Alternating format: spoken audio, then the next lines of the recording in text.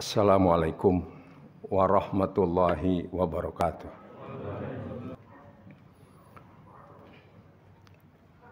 Alhamdulillahirabbil alamin. Wal aqibatu lil muttaqin wala udwana illa 'alal zalimin.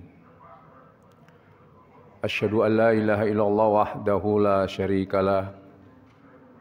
Lahul mulku wa lahul hamdu wa huwa ar-rahmanur rahim. Wa asyhadu anna Muhammadan abduhu wa rasuluhu rahmatan lil alamin wa uswatan lil mu'minin. Allahumma shalli wa sallim wa barik ala sayyidina wa maulana Muhammadin sayyidil awwalina wal akhirin wa ala alihi wa ashabihi wa man tabi'ahu nasruhu ila yaumiddin. Amma ba'du. Ma'asyiral muslimin rahimakumullah, usikum wa iyaya bitaqallah, faqad faza man ittaqa wa khaba man tagha. Qala Allah Ta'ala fi kitabihil karim wa huwa asdaqul qailin. A'udzu billahi minasyaitonir rajim.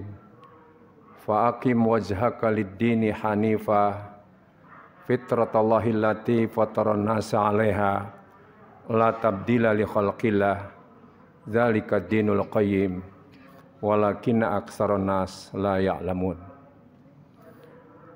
Shadaqallahul azim wa shadaqa rasulul habibul karim wa nahnu ala dzalika minasyahidin wasyakirin walhamdulillahirabbil alamin. Hadirin kaum muslimin sidang Jumat yang dimuliakan oleh Allah Subhanahu wa taala. Belum terlambat pada hari yang mulia ini kita mengucapkan minal aidin wal faizin. Sebuah doa yang menyatakan Allahumma ja'alna minal aidin wal faizin. Semoga kita kembali kepada fitrah atau menjadi manusia yang kembali untuk meraih kemenangan. Kembali yang dimaksud adalah kembali kepada fitrah. Karena itu dikenal dengan Idul Fitri. Kembali kepada fitrah. Apa itu fitrah? Dalam perspektif Islam, fitrah itu memiliki makna yang sangat luar biasa. Pertama, diisyaratkan di dalam hadis, fitrah itu artinya suci. Kullu mauludin yuladu alal fitrah. Setiap yang dilahirkan adalah dalam keadaan suci. Tabula rasa, tidak ada titik noda. Tetapi setelah manusia berinteraksi dan ditaklif, ada komunikasi, ada interaksi secara vertikal ataupun horizontal. Ada kewajiban-kewajiban yang harus dilakukan secara langsung kepada Allah ataupun terhadap sesama manusia. Manusia memiliki kelemahan, wa khuliqal insanu dha'ifa. Sering melalaikan kewajiban dan sering melanggar hak-hak terhadap sesama. Itulah yang menyebabkan manusia ternodai oleh kotoran-kotoran perbuatan kita sendiri. Itu yang disebut dalam bahasa agamanya dosa. Tetapi Allah Subhanahu wa taala Maha Rahman dan Rahim. Agar manusia kembali kepada kesuciannya, disediakanlah sarana ibadah yang diantaranya adalah puasa yang setiap 1 tahun 1 bulan diwajibkan di bulan Ramadan. Sehingga Rasulullah menyatakan, man shoma ramadhana imanan wahtisaban ghufira lahu ma taqaddama min dzanbi. Siapapun yang berpuasa di bulan Ramadan dengan penuh keimanan dan kekhusyuan, keikhlasan, dengan penuh pertimbangan, maka akan dihapuskan dosa-dosanya yang terdahulu. Itu makna fitrah pertama.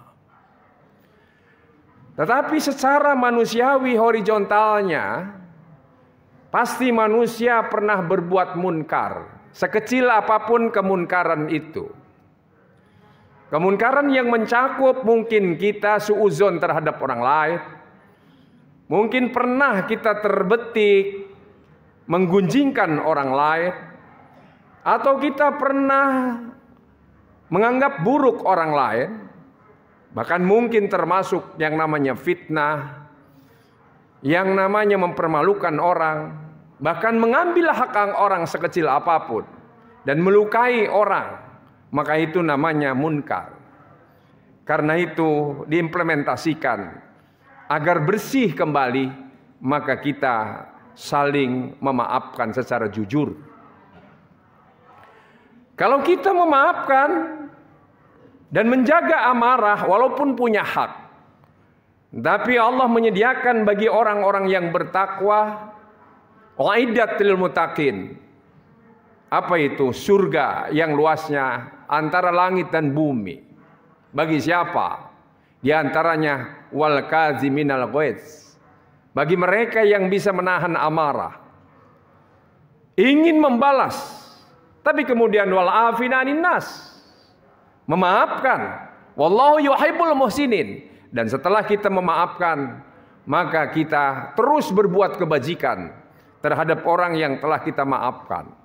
Ini derajat yang tertinggi. Itu yang disebut dalam bahasa surat An-Nahl ayat 90 namanya itsar. Kita menjaga emosi kadhiminal ghaiz. Itu namanya ihsan. Allah cinta terhadap orang yang berbuat baik. Dikala setelah kita memaafkan, kemudian kita berbuat baik terhadap yang dimaafkan, itu namanya itsar. Ini kalau kita ingin kembali kepada fitrah yang sebenarnya. Yang kedua, fitrah itu artinya agama yang benar, agama yang kokoh, agama yang akan tetap jadi supremasi. Itu yang disyaratkan di dalam surat Ar-Rum ayat 30. Yang dalam mukadimah tadi dibaca fa'aqim wajhaka lid-dini hanifa fitratallahi allati fatara nasa 'alaiha la tabdila li khalqillah zalika dinul qayyim walakinna aktsara nas la ya'lamun. Sayang kebanyakan manusia tidak ngerti. Karena itu memfitnah, membuli, memberikan stigma negatif terhadap Islam. Padahal Islam itu dinul qayyim, agama yang kokoh. Dinul fitrah, fitrah cocok dengan manusia. Yang tidak cocok pasti dia akan lari. Salah satu kesesuaian antara manusia yang fitrah, Islam yang fitrah. Karena itu Islam digaransi oleh Allah Subhanahu wa taala dalam 3 ayat. Yang pertama terdapat di dalam surat At-Taubah. Yang kedua terdapat dalam surat As-Saff ayat ke-9.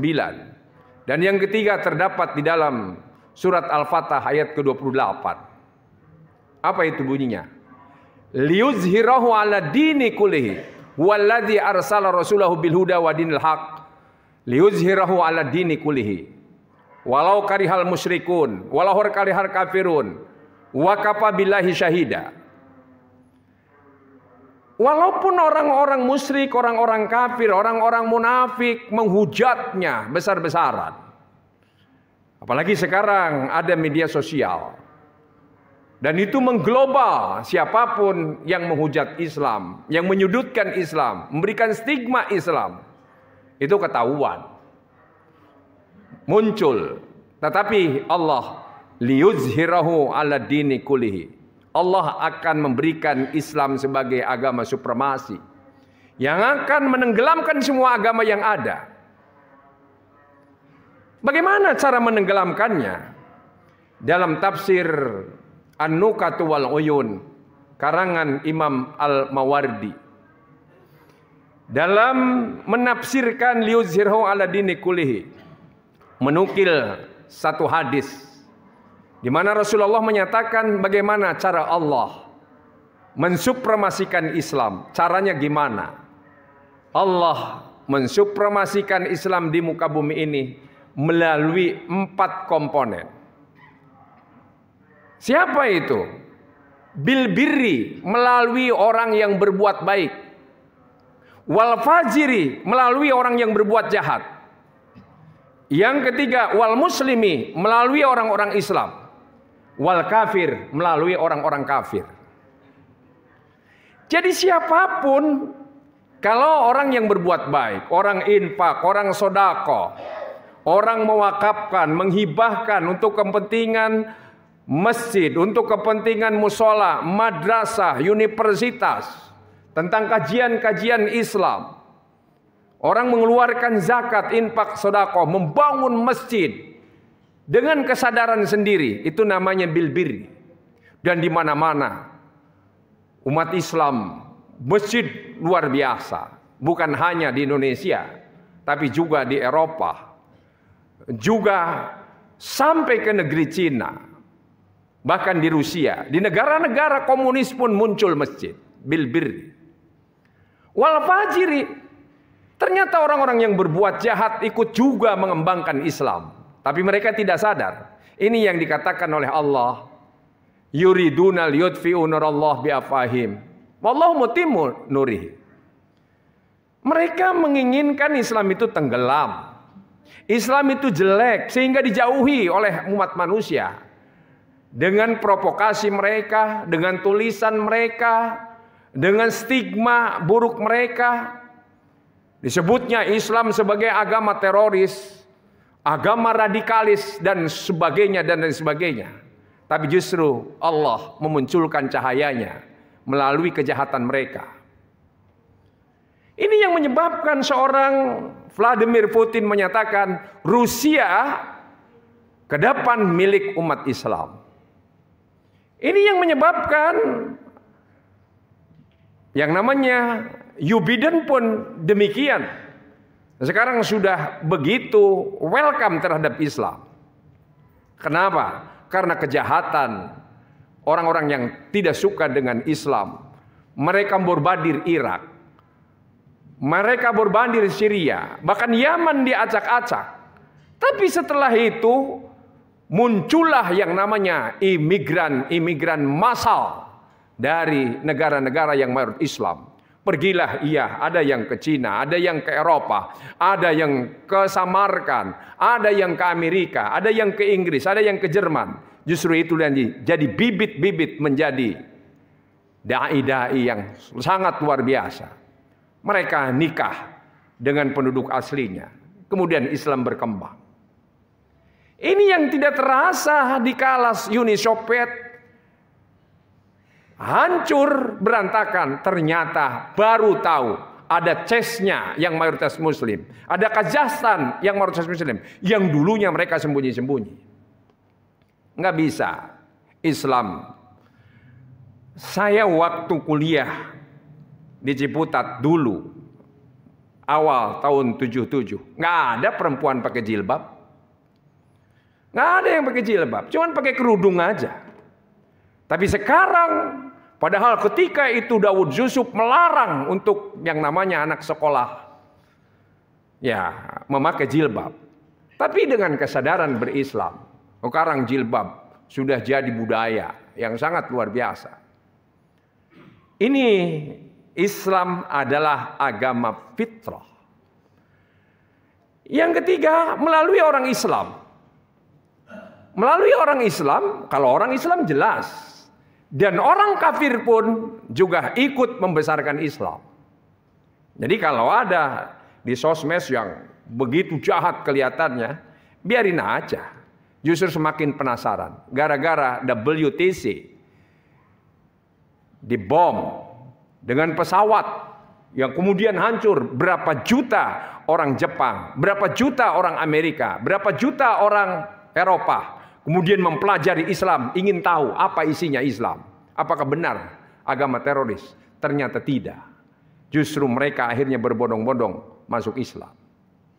Ini yang namanya agama fitrah. Karena semua kebutuhan manusia dalam perspektif Islam semuanya tersalurkan. Orang ingin kaya silahkan, cari dengan etos kerja. Yang setinggi-tingginya untuk mengumpulkan harta sebanyak apapun silakan. Yang penting jalan halal. Tapi ingat, di dalam harta itu hakun maklum lisaili wal mahrum. Ada hak-hak, yaitu bagi orang-orang yang berhak meminta dan orang-orang yang harus dikasihani. Itulah sebabnya ada konsep zakat, ada infak, ada sodako, ada wakaf, ada hibah, dan lain sebagainya. Ini hebatnya Islam. Lain dengan kapitalisme. Kapitalisme enggak fitrah. Karena kapitalisme tidak punya perasaan. Tidak punya perasaan kasih sayang. Orang mau miskin, mau melarat, terserah. Yang penting dirinya bisa menumpuk harta sebanyak-banyaknya. Enggak fitrah itu. Karena itu kapitalisme banyak ditinggalkan. Dan pribadi-pribadi yang tadinya kapitalistik, lama-kelamaan kemudian insaf. Jadilah manusia yang humanis, yang sosial. Karena setelah uangnya banyak, mau dikemanakan, juga bingung. Tapi dalam Islam ada konsep. Demikian pula sosialisme. Sama rata sama rasa. Orang tidak boleh kaya. Semua orang tidak ada yang boleh kaya. Itu pun tidak fitrah. Tidak fitrah dalam Islam. Nggak ada hak individu. Makanya dalam Islam ada hak-hak individu. Setiap orang punya hak untuk kaya. Kalau orang miskin ada punya hak untuk mendapatkan karena yang disebut mustahik. Itu hebatnya dalam konsep Islam. Makanya kalau umpamanya umat Islam sadar akan konsep-konsep dalam mengatasi kemiskinan dengan zakat, infak, sedekah, dengan hibah, dengan wakaf, ada terlalu enteng mengatasi keterbelakangan umat Islam di dunia ini. Itu agama fitrah. Nah, yang terakhir, sebagai agama yang fitrah, karena itu ada bab-babnya. Ada yang namanya rub'ul ibadah, untuk mengisi hati manusia spiritual. Semakin banyak ibadah, namanya rub'ul ibadah. Semakin orang banyak ibadah, semakin tenang. Semakin banyak puasa, semakin tenang. Semakin banyak zikir, semakin tenang. Semakin banyak ibadah sholat, tidak cukup yang wajib, qiyamul lail ditambah, i'tikaf dan sebagainya, semakin tenang, spiritual. Demikian pula haji, umroh, spiritual. Tapi ada rubul yang namanya rubul munakahat. Islam yang fitrah ada bagian yang berkaitan dengan pembinaan rumah tangga. Karena itu dalam membina keluarga harus nikah dulu. Linikah untuk nikah atau binikah dengan nikah. Laisa sifah, bukan dengan kumpul kebo. Itu hebatnya Islam. Karena itu kalau sekarang rame-rame LGBT, itu mah penyakit. Penyakit karena salah gaul, salah didik. Makanya kita orang tua harus bisa mendidik anak. Jangan sampai salah gaul. Yang namanya banci itu eksistensinya diakui dalam fikih Islam. Tapi kenapa dia jadi banci, jadi bencong? Itu penyakit karena saraf pergaulan. Karena Allah hanya menciptakan laki-laki dan perempuan. Inilah sebabnya ya ayyuhalladzina amanu qu anfusakum wa ahlikum nara. Hai orang-orang yang beriman, bahwa yang namanya wajib bagi kita melindungi anak dan istri kita dari azab api neraka, termasuk akibat perbuatan LGBT itu. Di situ sesungguhnya. Jadi bukan dibicarakan persoalan hal-hal yang tidak penting, tapi bagaimana mengobati penyakit sosial itu. Itu namanya rub'ul munakahat. Yang ketiga rub'ul muamalat. Kaitan yang berkaitan dengan dimensi muamalat sosial. Yang di dalamnya ada politik, ada ekonomi, ada hukum dan lain sebagainya. Ada kisos, ada hudud. Waduh, sangat luar biasa. Dan itu prinsip keadilan. Persaksian pun semua hukum dasarnya adil. Kalau memaafkan itu namanya ihsan. Kalau setelah memaafkan kemudian berbuat baik, kisos itu adil. Tapi kalau keluarga korban memaafkan itu namanya ihsan. Lepas dari denda itu namanya isar. Ada prinsip-prinsip yang sangat istimewa. Dan yang terakhir jinayat. Islam fitrah adalah jinayat. Jinayat adalah sekuritas. Artinya apa? Artinya kita punya kewajiban melindungi orang lain. Karena itu ada salam, afsyus salam. Tebarkan salam. Assalamualaikum. Dikala kita mengatakan assalamualaikum, keselamatan, kedamaian bagimu, maka kita harus melindungi siapapun ia yang kita mengucapkan salam. Itu sesungguhnya jinayat. Jadi kalau kita tinggal di satu masyarakat, depan tetangga kita, kanan kiri, depan belakang, lingkungan kita merasa damai dengan adanya kita, berarti kita sudah menunaikan sebagian atau seperempat bagian Islam jinayat. Demikian pula jadi satpam, dan jadi hansip, jadi TNI, jadi polisi, itu menempati bagian jinayah. Karena itu mereka punya peran besar. Bagaimana kalau tidak ada hansip? Bagaimana kalau negara tidak ada polisi? Bagaimana kalau satu negara untuk mempertahankan teritorial tidak ada TNI? Atau tidak ada tentara? Semuanya itu Islam sebagai agama fitrah. Karena waktu jua yang batasi. In ahsantum ahsantum li anfusikum. Wa in asatum falaha. Siapa yang berbuat kebajikan, kebajikan itu yang kembali kepada dirinya. Dan siapa yang berbuat kejahatan, kejahatan itu pula yang akan berakibat kepada dirinya. Barakallahu wa lakum bil Qur'anil azim wa nafa'ani wa iyyakum bima fihi minal ayati wa dzikril hakim wa taqabbala minni wa minkum tilawatahu innahu alim. Aqulu qouli hadza fastaghfiruhu innahu ghafurur rahim.